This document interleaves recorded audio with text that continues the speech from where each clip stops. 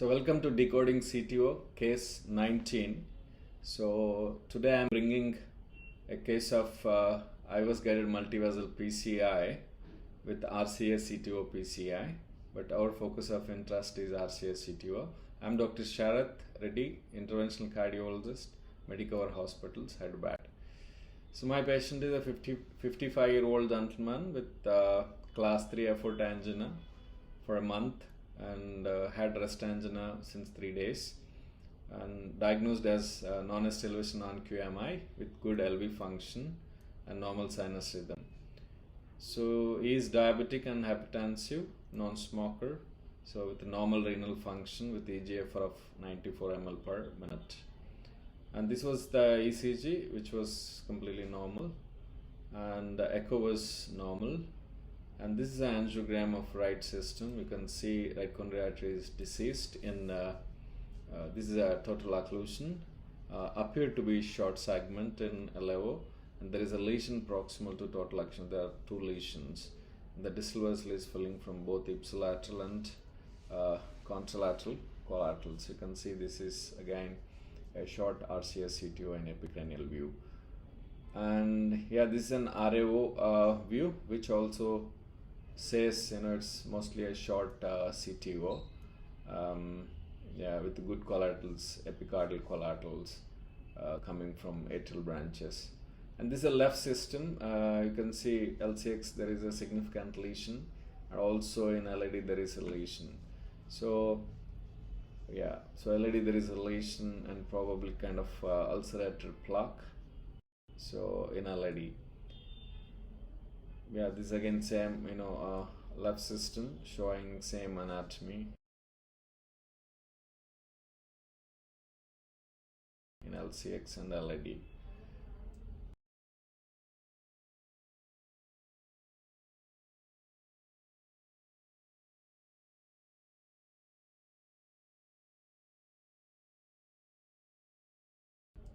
So coming to the ANATOMICOGRAM for this patient, since our focus of discussion is RCA CTO, so this patient had disease in donor vessel, that is LID, which is giving good septal collaterals, and also at 90% lesion in LCX. So primarily, we are going to treat both LID and LCX first, followed by right coronary artery. Since we have decided to go ahead with percutaneous therapy. And the issues with the RCA CTO are it's a kind of blunt cap, and it is very short CTO as per angiogram, but it looks there is an angulation, significant angulation, and there is no calcium, and the distal vessel is absolutely normal. But there is one more issue, the collateral which is coming and joining PDA, and the PDA is joining in a very obtuse angle with PL. So whatever the wire which we send through PDA most likely goes into PLVB. It's very difficult to turn into distal RCA. So this angulation with but in PDA and distal RCA is quite abnormal and unfavorable for retrograde wiring. So coming to JCTO score is 2, basically entry and angulation. Yeah, so we completed PCI of left system, you can see here, and LCX is treated with a 3.5 18mm stent, and LAD is treated with 3 into 38mm stent, and the result was good with a good areas in IVUS. And then we started right coronary artery CTO. You can see this is a dual injection. So in dual injection, it appeared CTO is quite short, and there are two lesions proximal to the CTO. So what we did is we took a dual injection with CORSAIR and RETROGRADE. So to understand CTO anatomy a little better. So what was not clear in this was my distal cap. So where the distal cap is sitting, that is something which is not so clear. So but anyway, as the proximal cap is good, so we thought we'll go ahead with an antegrade wiring after opening these proximal two lesions. That is very important if you don't balloon these proximal lesions, sometimes we stuck up in the middle of wiring. It's always better, you open proximal lesions or dilate proximal lesions before starting your antegrade wire escalation. So we opened proximal lesions with 2.5 balloon and then went ahead with the CORSAIR and GAIA 2. So the reason why we took CORSAIR is to get a good torqueability and pushability through the CTO. So we took a GAIA 2, and GAIA 2 wire was not advancing beyond this point, and then I took a GAIA 3, and this got advanced, but you can see it is almost appeared to be out of the vessel, and you can see these are the GAIA 3 positions in LAO. You can see it's in LAO and this is in RAO, so it's almost appeared like out of the vessel. So at this stage we switched to we redirected GAIA 3, and this is a position which we have achieved with GAIA 3. You can see here it's subintimal. When you see the mobility of the wire along with the vessel, so it's quite mobile and appear to be within the vessel architecture in both LAO and RAO views. But the problem is the distance between the true lumen to your wire is quite huge. It's almost more than 1 millimeter. So this is not a good wire position to adapt any re-entry strategies in this patient. And also there is a side branch which we don't want to lose. So since stiff wides are not able to cross, so we thought of going ahead with knuckle wire, as we have a good re-entry space proximal to PDA in this case, since retrograde wire may not be navigatable into the distal RCA. So this is a knuckle wire with pilot, and you can see we used a microcatheter trapping to enhance support to the knuckle. But unfortunately we couldn't able to advance the knuckle wire, probably because of some calcium sitting in the proximal cap, which could be the reason for non-progressive GAIA 2 wire also to start with. So as this didn't progress, then we went to retrograde.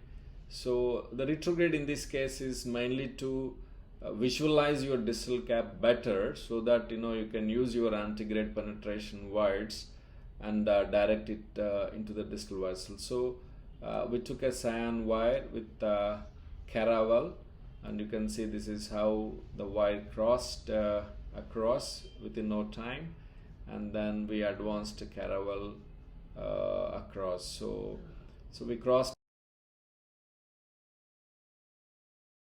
the septal, and we advanced to CARAVEL. You can see here, now you see the direction of PDA. So PDA is almost looking coaxial with PLVB. It's not coaxial with distal RCA.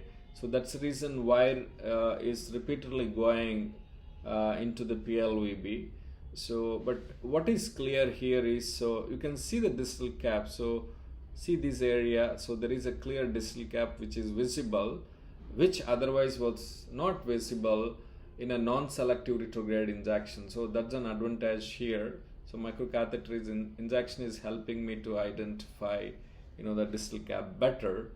And so I went back into antegrade wire escalation, since I couldn't able to navigate retrograde wire into the distal RCA.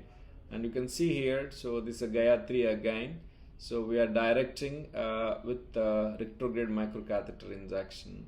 So we could able to direct GAIA 3, but you can see the codes which we imagined with angiogram was not appropriate in this case.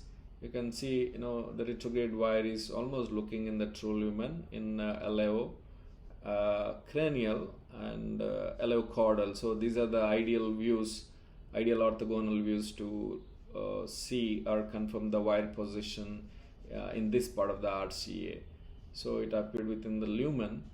So just to recap what we have done. So this is the LAO view, so in which it appeared very short segment CTO, but in RAO this is what I imagined, so mostly it's a straight segment CTO, but this was like this, so the vessel was going like this, so there was an angulation within the vessel. So that is the reason our antegrade wire escalation in the beginning with a non-selective retrograde injection failed. And when we took a selective microcatheter injection, we could able to figure out distal cap well and navigate wire down better. So once the vessel is in, you can see the course of the wire, how the course of the wire was in LAO and RAO. This is how in LAO, and you can see in RAO it was like this, so there was a good angulation. Okay, so then we pre-dilated with 1 mm balloon as CORSAIR was stuck here. So, and subsequently we advanced IVUS catheter after exchanging into WORKHORSE wire. You can see the IVUS from PLVB. So this is good here. So the vessel, this is a PDA, nice, and you can see here this is a true lumen. So actually, we went subintimal. This is the true lumen, and we re-entered. We went subintimal here, and we re-entered into true lumen somewhere here, even before cracks. So we are not going to lose PDA. So that's what happened here, and which was confirmed